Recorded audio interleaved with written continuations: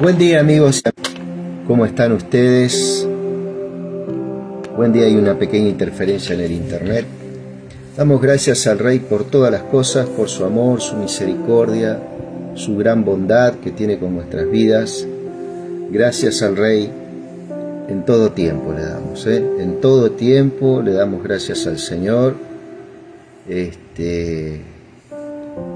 Él prepara mesa delante de tus angustiadores, dice, ¿no?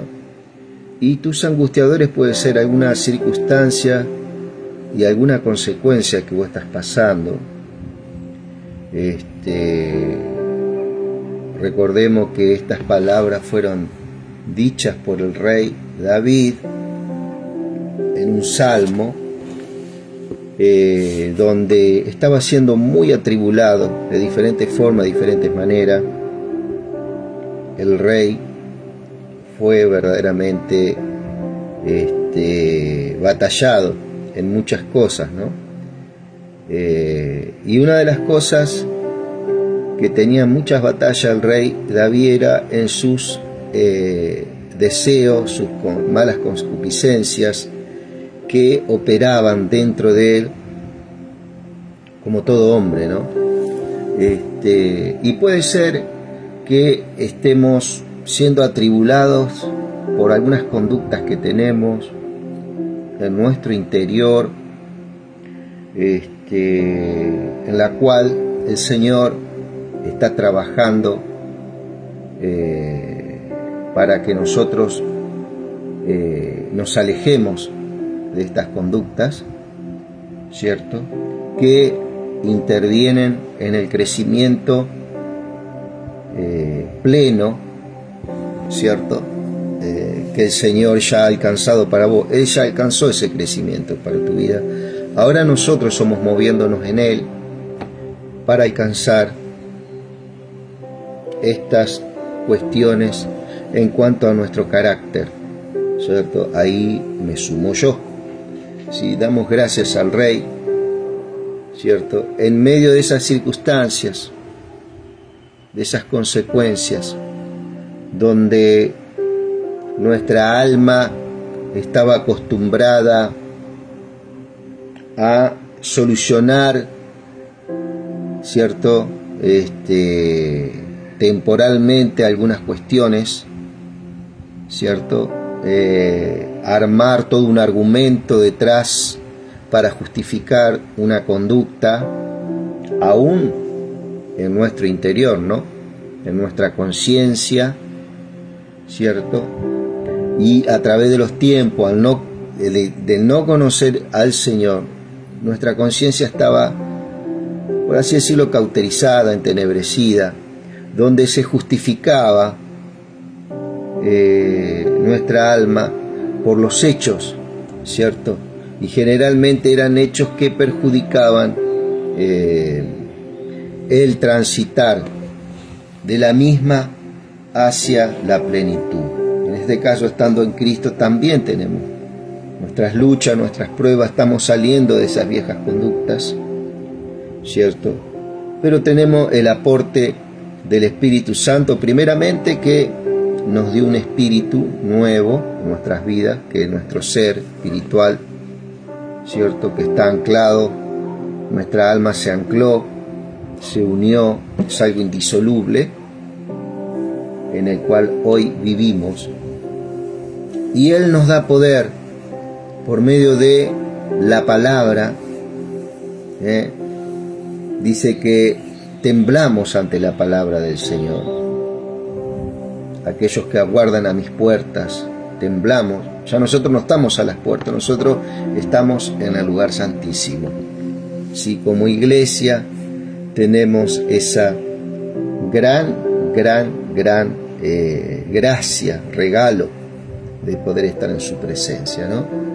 Y el hombre y la mujer de Dios tiene que fluir. Y estas cosas verdaderamente son las que nos hacen recapacitar en un montón de cuestiones. Tiempos que aparentemente fueron malos, hoy podemos ver que fueron verdaderamente buenos, ¿sí? Vimos y hoy podemos notar que la mano de Dios estuvo constantemente con nuestras vidas en ese tiempo de tribulación, de angustia, ¿cierto? De escasez, Su mano, su vara y su callado infundieron aliento. Ejercimos fe, ¿cierto?, en medio de esos tiempos angustiosos. Y eso es verdaderamente un gozo para nuestras vidas, ¿sí? Estamos mirando el libro de Jeremías, estamos mirando la situación que estaba pasando el pueblo de Judá. Recordemos que ya Israel ya había sido destruido, había sido esparcido por el imperio asirio, 100 años antes más o menos. Y Judá, ¿cierto?, la casa de Judá estaba ya siendo, ya había entrado en una operación de juicio de parte del Señor. Después de repetidas veces hablarle por medio de sus profetas para que se vuelvan, ¿cierto? Bendición, hermano, bendición, Braulio. Bendición, que Dios te bendiga mucho, Dios bendiga a tu familia.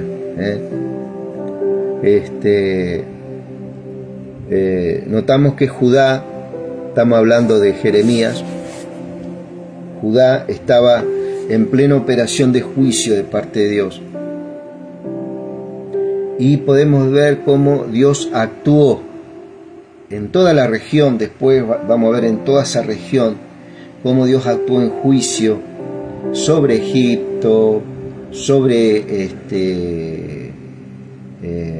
Edom, ¿cierto?, sobre Moab, sobre Amón, sobre Damasco, sobre Elam y varios, hasta llegar a Babilonia también, ¿cierto?, el juicio de Dios. Esta Babilonia que estaba siendo usada, este imperio que estaba siendo usado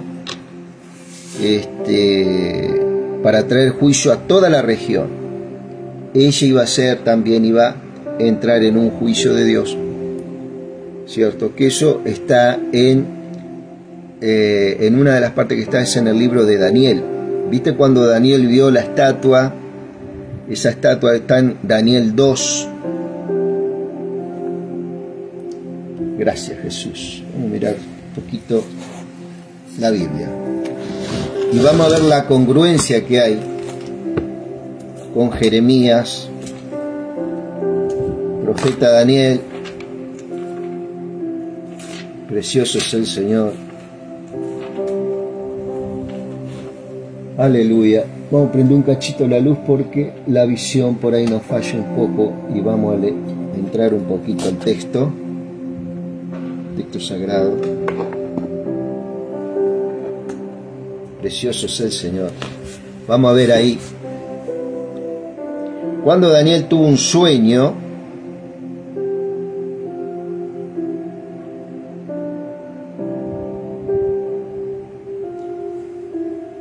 aleluya, Rey.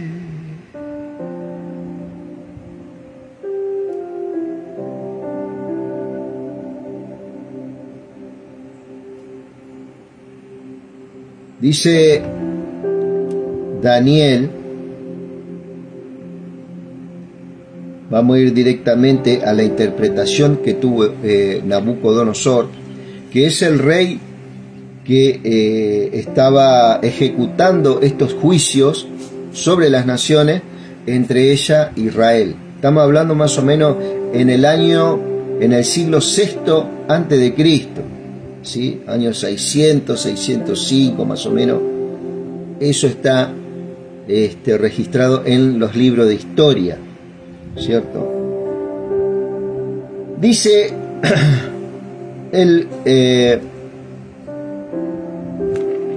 gracias, Jesús.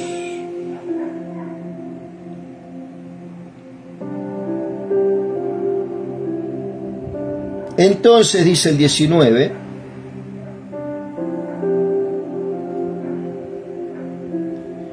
El verso 2:19 dice: entonces el misterio fue revelado a Daniel en una visión nocturna, por lo cual Daniel bendijo al Dios del cielo, y habló Daniel diciendo: el hombre de Yahweh es bendito, desde la eternidad hasta la eternidad, porque la sabiduría y el poder pertenecen a él. ¿Sí? Él cambia los tiempos y las edades, quita reyes, pone reyes, da sabiduría a los sabios y concede inteligencia a los entendidos. ¿Sí? Estamos hablando de ese tiempo en que Dios actuó haciendo estas cosas. ¿Sí? Él ponía gente a reinar, ponía líderes, daba sabiduría, ¿cierto? Hoy en día muchos se justifican que Dios pone a fulano, a mengano, a reinar un país, a ser presidente, y esto no es así. Lo que Él sí puso es el principio de que el hombre gobierne las naciones, ¿cierto?, como bien le parezca. ¿Sí? Él puso al hombre. Ahora, los nombres, ¿cierto?, son permitidos por Él, pero el pueblo generalmente es el que elige a la persona. ¿Sí? La responsabilidad de lo que haga esa persona que gobierna recae sobre el pueblo mismo. ¿Ok? Por eso es muy importante orar, como dice por allá Primera Timoteo, orar por aquellos que están en eminencia, por aquellos que están gobernando. ¿Para qué? ¿Para que les vaya bien en el gobierno? No, para que conozcan a Cristo, para que conozcan al único Salvador, al Rey de Reyes y Señor de Señores. En este tiempo se decía que Él quitaba reyes, ¿por qué? Porque Él hacía así en su pueblo, Él hacía así en Jerusalén, ¿cierto? Él hacía así tanto en Israel como en Judá. Él ponía y sacaba directamente reyes que eran puestos por Él, ¿cierto? Tenemos el caso de Saúl, ¿sí? Que el Espíritu Santo, ¿cierto?, por medio de Samuel, ungió a Saúl, ungió a David, ungió a Salomón, ¿cierto? Y después profetizaba. Si podemos mirar Primera Reyes, Segunda Reyes, Primera Samuel, Segunda Samuel, Crónica, Primera y Segunda, y en varios otros lugares, podemos ver cómo él hacía recaer sobre algunos este servicio de reinar, ¿sí? Pero hoy en día es muy diferente. Aunque él puso el principio de gobierno que lo tenga el hombre, no así él pone a alguien personal, ¿no? De su persona, dice fulano de tal va a ser presidente. No, eso lo elige el pueblo. Lo que hace Dios, permite que esa persona gobierne un país. Hoy en día hay tipos de gobierno diferentes: democracia, teocracia, dictadura, ¿sí? Están hechos porque a placer del hombre. El hombre es el que gobierna sin Dios, porque también, dicho sea de paso, sin el Señor hoy se gobiernan muchas naciones, ¿sí? Esto no da para justificar Dios puso a fulano de tal. No, Dios pone gente a gobernar. Ahora, los nombres, eso lo pone la gente, y muchos se suben ellos mismos al carro a gobernar y dicen: no, Dios me puso. No, Dios no te puso ahí. Vos te pusiste vos mismo o te puso el pueblo. Ojo con esas cosas, porque hoy en día también muchos dicen: no, porque Dios puso a fulano de tal. No, no es así. Era en este tiempo. Da sabiduría a los sabios, concede inteligencia a los entendidos. Eso es una verdad hoy en día también. ¿Sí? Él revela las cosas profundas y secretas y conoce lo que hay en las tinieblas y la luz está en él. ¿Cierto? Acá está hablando de la luz, está en él. Está hablando de nuestro Señor. Está hablando de su palabra encarnada. ¿Sí? Y a ti, oh Dios de mis padres, te doy gracias y te alabo, oraba Daniel, y poder, porque me has dado sabiduría y poder, y ahora me has dado a conocer lo que pedíamos a ti, pues el asunto del rey me has dado a conocer. ¿Cuál era el asunto? Que Nabucodonosor había tenido un sueño, y en ese sueño quedó horrorizado, ¿cierto? Con miedo, con temor. ¿Sí? En aquella misma hora entró Daniel ante Arioc, a quien el rey había ordenado que diera muerte. ¿Por qué? Porque el rey había emitido una orden de matar a todos esos adivinos que no habían podido mostrar el sueño, ¿cierto? O dar una iluminación sobre el sueño que Nabucodonosor había tenido, ¿cierto? A quien el rey había ordenado que diera muerte a los sabios de Babilonia.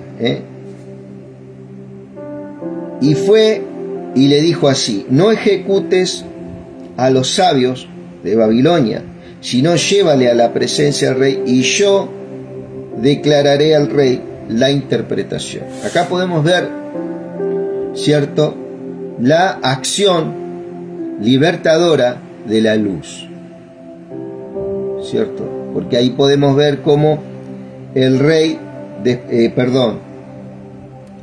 sí, bien dicho, el rey, al escuchar a Daniel, también tiene misericordia sobre esos sabios, ¿cierto? Y esta es la operación de Dios, ¿cierto? Levantando al hombre, teniendo misericordia del hombre, de nuestras vidas, ¿no? Entonces Arioc se apresuró a llevar a Daniel a la presencia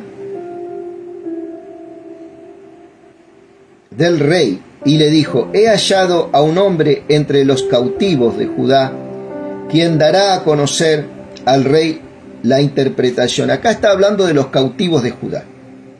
Estamos hablando muchos años después, una generación después, de lo que estamos hablando de Jeremías, para poder ver la conexión que hay entre estos profetas. Y acá lo voy a marcar yo,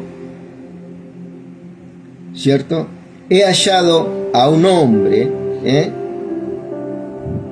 entre los cautivos de Judá, a quien dará a conocer el rey la interpretación. Podemos ver que cuando Dios cautiva a su pueblo a Babilonia, ordena que sean trasladados a Babilonia, Dios tenía un plan poderosísimo, ¿cierto?, en el cual acá podía empezar a ver estas manifestaciones que Dios tenía con estas nuevas generaciones, ¿cierto? Si Dios no hacía lo que hizo, de ejecutar su juicio sobre Judá, el pueblo del Señor iba a desaparecer de la faz de la tierra. Entonces Él envía un remanente a Babilonia. En Babilonia comienza una manifestación muy grande de Dios, en ese imperio que en ese momento era el imperio que gobernaba las naciones. Ya acá ya habían pasado muchos años de los relatos que hacíamos referencia hace unos días, pero acá te quiero mostrar yo un poco la conexión que hay, ¿cierto?, y poder identificar a Nabucodonosor en este sueño, y cómo Nabucodonosor fue evangelizado, ¿cierto?, y tuvo una reverencia y reconoció a Dios, ¿cierto?, en el final de sus días. Muy diferente, fíjate vos, a Faraón, que Faraón endureció su corazón. Él decidió endurecer el corazón. ¿Sí? ¿Y qué fue lo que pasó con Faraón? ¿Te acordás lo que pasó con Faraón? Bueno, acá fue diferente la cosa, ¿cierto? Fue diferente, esto impactó directamente en el corazón del rey, muchas cosas que estaban ocurriendo. ¿Y de dónde salió? De gente que estaba cautiva, gente que estaba presa en un país, ¿cierto? En este caso, Daniel, el joven Daniel, con otros 3 jóvenes más, ¿sí? El rey se dirigió a Daniel, a quien llamaba Beltasar. La palabra Beltasar viene de Bal, ¿cierto? Baltasar. ¿Por qué? Porque generalmente se le trataba de cambiar el nombre y poner un nombre acorde a la nación donde estaban. Y como esa nación tenía una adoración a Baal, este nombre, ¿cierto?, significa Baal, al dios Baal, ¿cierto? Diciendo: ¿podrás tú darme a conocer el sueño que tuve y su interpretación?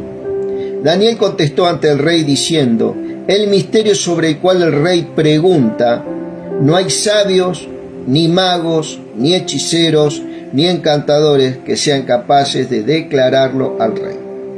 ¿Sí? Acá Daniel es muy puntual con estas cosas. Eso que vio Nabucodonosor, ese sueño que soñó Nabucodonosor, iba a ser imposible que ningún hombre se lo pudiera manifestar, se lo pudiera iluminar, dicho por Daniel. Pero hay un Dios del cielo, decía Daniel, que revela los misterios, que hará saber al rey Nabucodonosor lo que sucederá en los últimos días. Gloria al rey. Esta visión, esta iluminación, esta revelación que recibe Nabucodonosor, y que al final Dios trae la iluminación, ¿cierto?, se apresura a los últimos tiempos, ¿cierto? Y es tocante al pueblo de Israel. Vamos a ver qué parte le tocaba a Nabucodonosor. Lo que sucederá en los últimos días. Este es su sueño y la visión de tu cabeza que tuviste sobre tu cama, le dice, ¿no? Los pensamientos que subieron a tu corazón, oh rey, respecto a lo que ha de acontecer en el final. Aquel que revela los misterios te ha dado a conocer lo que acontecerá. En cuanto a mí, me ha sido revelado este misterio, no porque la sabiduría que tengo sea mayor que la de todos los vivientes, sino con el fin de que se declare la interpretación al rey y comprendas lo que pensaste en tu corazón. ¿Cierto? ¿Cierto? Acá el Señor quería darle a conocer a este rey, ¿cierto?, que Dios tiene un diseño perfecto y que Él es el rey, Él es el que gobierna, tiene soberanía. Muy diferente a la palabra control. Dios no controla a nadie, olvídate de esa palabra. Dios no controla a nadie, pero sí es soberano, ¿cierto? Una palabra más amplia. Tú, oh rey, mirabas, y he aquí una gran estatua, cuyo resplandor era extraordinario. Estaba de pie a ti, y su aspecto era impresionante. ¿Sí? Acá se pone de acuerdo Daniel con la visión del cielo que se le había dado a Nabucodonosor. Su cabeza era de oro puro, su pecho y sus brazos eran de plata, y su vientre y sus mulos eran de bronce. Sus piernas eran de hierro, y sus pies eran en parte de hierro y en parte de barro. Después viste que una piedra fue cortada sin intervención de manos. Gloria al Rey. y golpeó a la estatua en sus pies de hierro y de barro y los desmenuzó. ¿Cierto? Acá estamos leyendo un poco Daniel para poder entender cuál es el pensamiento a largo plazo, a mediano y largo plazo de Dios. ¿Por qué estaba haciendo lo que hacía? Para poder entender, que el Señor nos dé este entendimiento. Porque si no, muchos dicen, ¿cómo puede ser un Dios tan bueno que emita juicio de destrucción?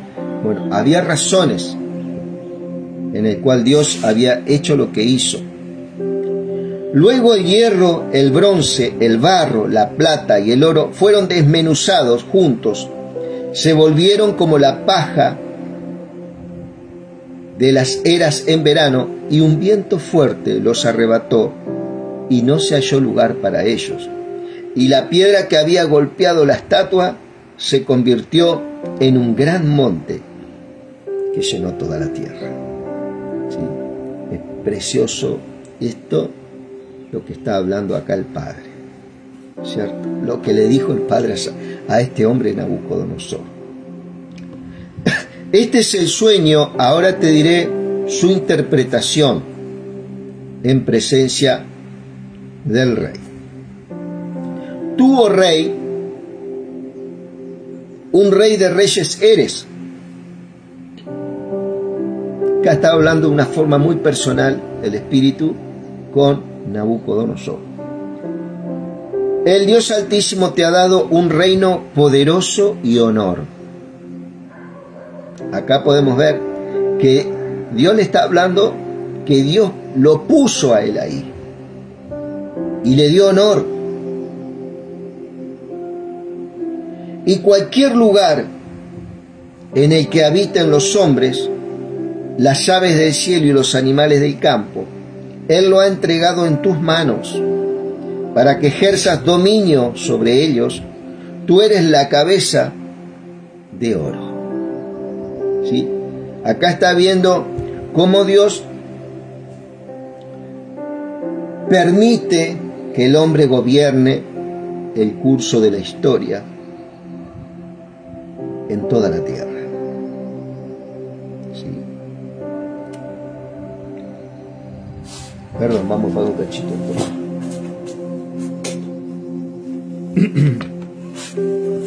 Gloria a Dios. Sin embargo, después de ti surgirá otro reino inferior al tuyo, y otro tercer reino, el que será de bronce, ejercerá dominio sobre toda la tierra. Y un cuarto reino será fuerte como el hierro, y así el hierro golpea y desmenuza todo, así también él triturará y hollará todo. Está hablando de imperios, ¿cierto? Lo que viste de los pies y los dedos, que serán en parte de barro, de alfarero, y en parte de hierro, será un reino dividido. No obstante, habrá en él algo de la fuerza del hierro, tal como viste el hierro mezclado en un barro común. Y tal como los dedos de los pies que viste eran en parte de hierro y en parte de barro, una parte del reino será fuerte y la otra débil. Respecto al hierro mezclado con el barro común que viste, así se mezclarán por medios de descendencias humanas, pero no se unirán los unos con los otros, como el hierro no se une con el barro. Sí, acá está hablando, amado, mira lo que está hablando acá. Cualquier lugar, tú eres la cabeza de oro. ¿Quién era la cabeza de oro? Babilonia, en este caso Nabucodonosor. Después surgirá un reino inferior al tuyo, que son los pechos de plata que veía. Ese pecho de plata es un reino repartido entre los medos y los persas, ¿cierto? Los medos persas. que en este gobierno medo-persa, uno de sus gobernantes Artajerjes, en el cual tenía un copero llamado Nehemías. En este gobierno fue que Judá vuelve a Jerusalén. ¿Sí? Y otro tercer reino, el cual será de bronce, ejercerá dominio sobre toda la tierra. Acá está hablando del imperio griego. Darío, ¿te acordás de Darío? Eso está en la historia, que gobernó toda esa zona. Darío.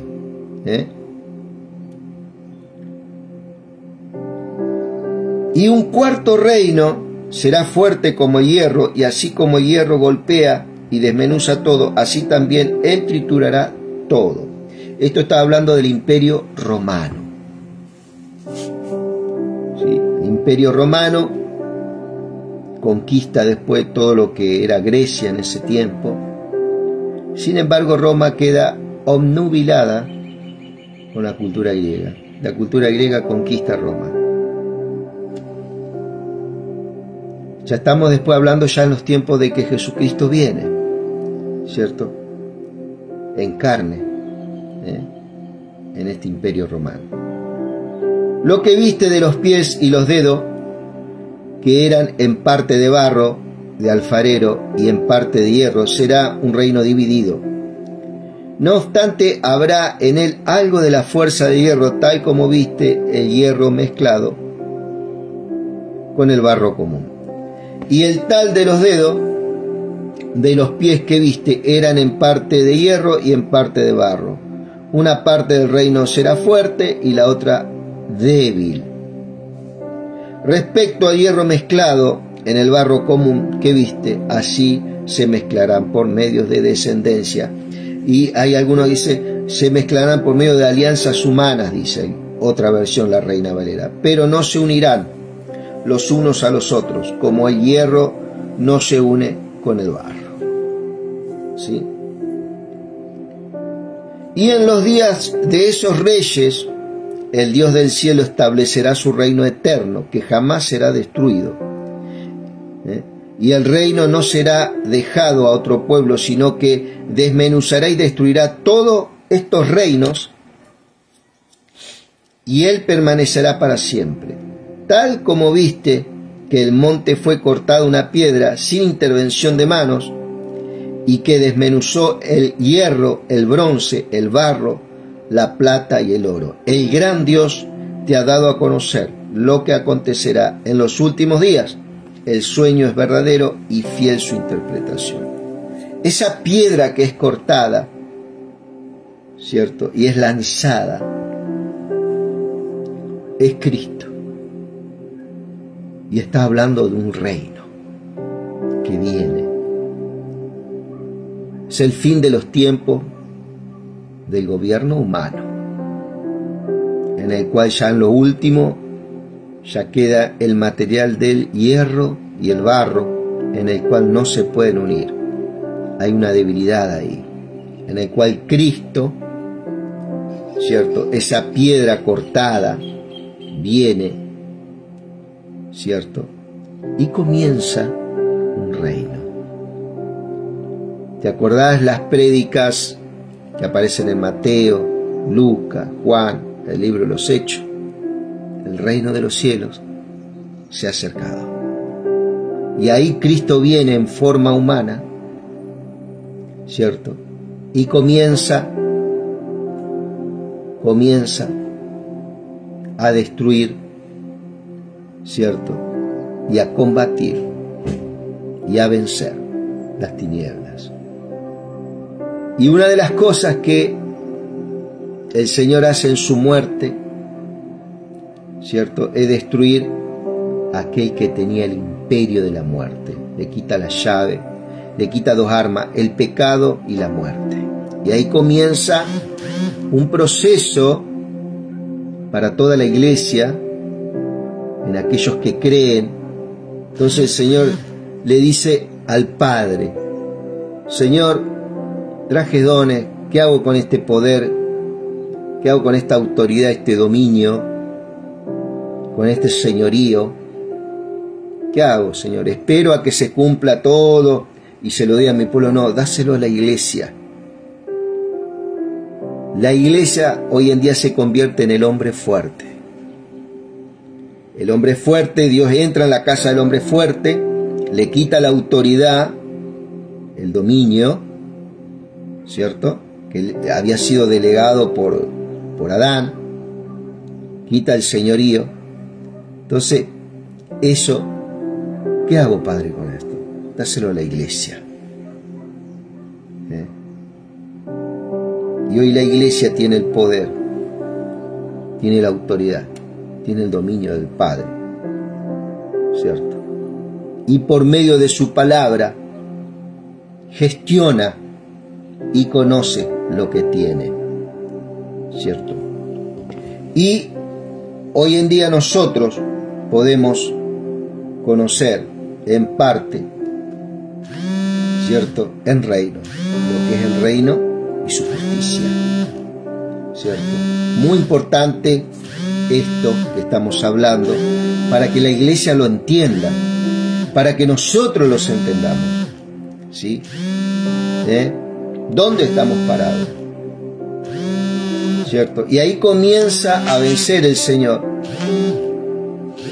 ¿cierto? Es crucificado, muere, pero en esa muerte Él destruye el pecado, destruye el cuerpo del pecado en el cual separaba al hombre, lo condenaba al hombre.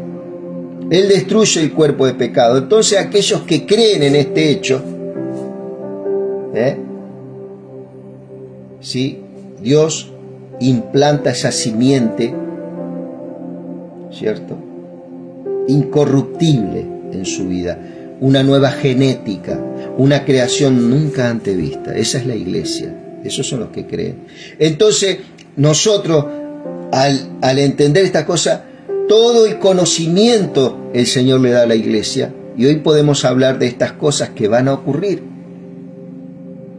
Pero muchas de ellas ya están ocurriendo en la iglesia. Espiritualmente, la iglesia está enriquecida en todas las áreas espirituales.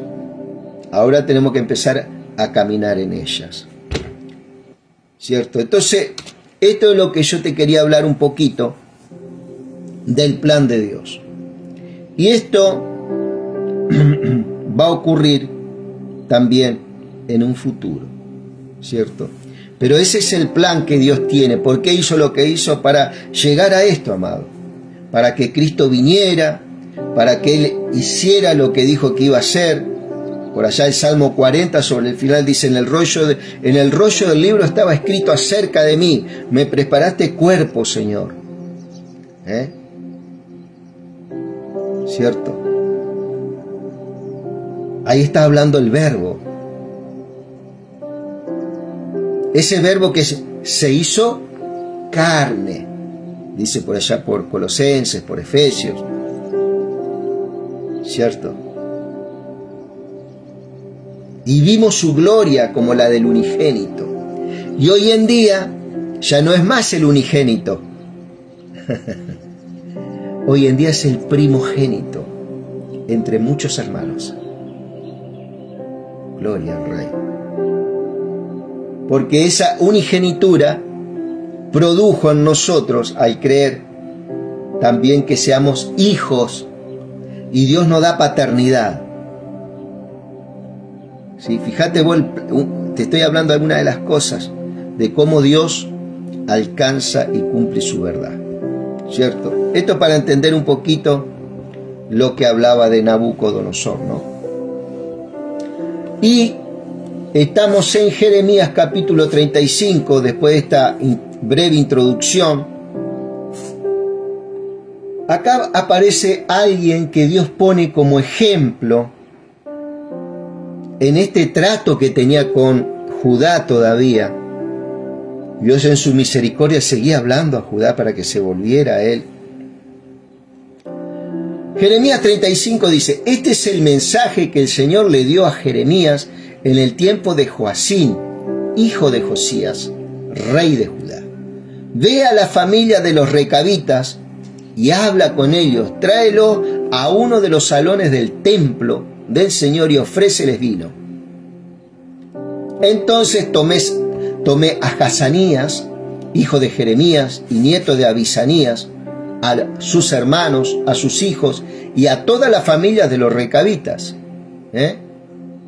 y los llevé al templo del Señor, al salón de los hijos de Hanán, hijos de Dalías, que era un hombre de Dios. El salón quedaba junto al cuarto de los príncipes, que estaba arriba del cuarto de Maseías, hijo de Salum, guardia del tesoro. Era un lugar especial donde Dios le dijo a Jeremías, llévalo ahí, a estos recabitas. Los recabitas, una gente muy honrada por el Señor. Muy honrada por el Señor. ¿Cierto? Aparecen por allá tengo entendido por allá,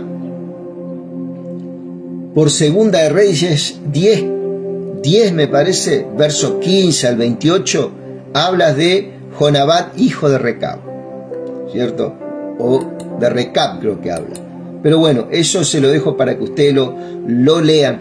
Fue algo que él presenció los tiempos de Jehú, ¿cierto? Fallece Eliseo y Jehú se encarga de matar a todos los profetas de Baal de una forma muy ingeniosa. Y Jonabad, hijo de Recab, si no me equivoco, es llamado a que sea testigo de estas cosas, de cómo Dios ejercía venganza sobre los profetas de Baal. Este mismo Jehú fue que mató a Atalía, ¿cierto? No, a Jezabel, perdón, a Jezabel. Y fue proclamado rey en Israel, ¿cierto? Bueno, acá estamos hablando de estos descendientes de este hombre que fue testigo de estas cosas. Gente muy cercana al Señor. Dios tenía una mirada sobre esta gente, pero ellos dijeron, fíjate, le dicen, el salón quedaba junto al cuarto de los príncipes, que estaba arriba del cuarto de Mesaías, hijo de Salum, guardia del tesoro. Coloqué jarras llenas de vino y copas delante de los recabitas y les dije, beban vino, beban vino, beban vino. Pero ellos dijeron, nosotros no bebemos vino, porque nuestro antepasado Jonabad, hijo de Recab, nos los ordenó diciendo, jamás beban vino ustedes ni sus descendientes, ni construyan casas, ni siembren semillas, ni cultiven campos de uvas. Vivan siempre en carpas para que puedan vivir mucho tiempo en la tierra donde son inmigrantes. ¿Sí? Nosotros obedecemos todas las órdenes que nos dio nuestro antepasado Jonabad, hijo de Recab. Este Jonabad fue el que fue testigo, ¿cierto?, de la muerte de los profetas de Baal en los tiempos de Jehú. Esto que habla por allá por Primera de Reyes, Segunda de Reyes 2, 10, bien dicho. Nunca en nuestra vida bebamos vino, ni nuestras esposas, bebemos vino, ni nuestras esposas, ni nuestros hijos e hijas. Jamás hemos construido casa para habitarla, no tenemos campo de uvas, ni ninguna otra clase de cultivos. Vivimos en carpa y cumplimos obedientemente todo lo que nuestro antepasado Jonabad nos ordenó hacer. Pero cuando Nabucodonosor, rey de Babilonia, vino a luchar en contra de la tierra de Judá, nosotros dijimos, vamos, entremos a Jerusalén para escapar del ejército de los babilonios y del ejército de Siria, y nos quedamos a vivir en Jerusalén. ¿Cierto? Entonces el Señor le dio este mensaje a Jeremías. Esto dice el Señor Todopoderoso, Dios de Israel. Ve y diles a la gente de Judá y a todos los habitantes de Jerusalén. ¿No van a aprender esta lección y hacer caso a mis palabras? Dice el Señor. Otra vez el Señor hablando al corazón de la nación, de su pueblo. Los descendientes de Jonadab, hijo de Recab, han cumplido la orden que él les dio de no beber vino, y hasta el día de hoy ellos no beben vino, porque obedecen la orden de su antepasado. Sin embargo, yo les he ordenado continuamente a ustedes y no me obedecen. Les he enviado con insistencia a mis siervos los profetas, diciéndole: aléjense todo de sus malos caminos y corrijan sus acciones. No sigan, no adoren a otros dioses, y así podrán vivir en la tierra que les di a ustedes y sus antepasados. Pero ustedes no han prestado atención ni han escuchado. Recab, los descendientes de Jonadab, hijo de Recab, han cumplido la orden que su antepasado les dio, pero este pueblo a mí no me hace caso. Gloria al Rey. Por eso esto dice el Señor Todopoderoso, Rey de Israel: voy a traer a Judá y a todos los habitantes de Jerusalén todo el dolor que les he anunciado, porque les hablé y no me escucharon, los llamé pero no respondieron. ¿Cierto? Hoy en día la iglesia del Señor está predicando las buenas nuevas de salvación y muchos están siendo enviados a su tierra, a Jerusalén, pero rechazan el mensaje. El mundo está rechazando el mensaje, ¿sí? Entonces, esto es algo que se viene también. Por cuanto rechazan el mensaje, por cuanto ignoran el mensaje del Señor, hay cosas que van a acontecer. Eso va a traer una consecuencia, una circunstancia sobre todo el globo terráqueo en el futuro. Está en su palabra. Entonces Jeremías le dijo a la familia de los recabitas: esto dice el Señor Todopoderoso, el Dios de Israel. Ustedes han obedecido la orden de su padre Jonadab y han cumplido todo lo que él les ordenó hacer. Acá Jonadab es una alegoría de lo que sería el Dios Padre. Y han cumplido todo lo que les ordenó hacer. Por eso el Señor Todopoderoso, el Dios de Israel, siempre dice: siempre habrá a mi servicio un descendiente de la familia de Jonadab, hijo de Recab. Y acá podemos ver una alegoría de lo que sería el Hijo Jesucristo. ¿Quién sería esa alegoría? ¿Quién sería ese símbolo? Jonadab, hijo de Recab. ¿Cierto? Ahí también podemos ver un paralelismo, ¿cierto?, con el Padre y el Hijo. Un Padre y un Hijo, ¿cierto?, por medio de su Espíritu Santo a la iglesia, declarándole al mundo que Él reina y que Él vive, ¿cierto? Toda la Escritura habla de nuestro Señor, ¿sí? Y acá podemos ver el ejemplo que trae Dios para su pueblo en ese tiempo, un pueblo que estaba por ser destruido y llevado cautivo, ¿sí?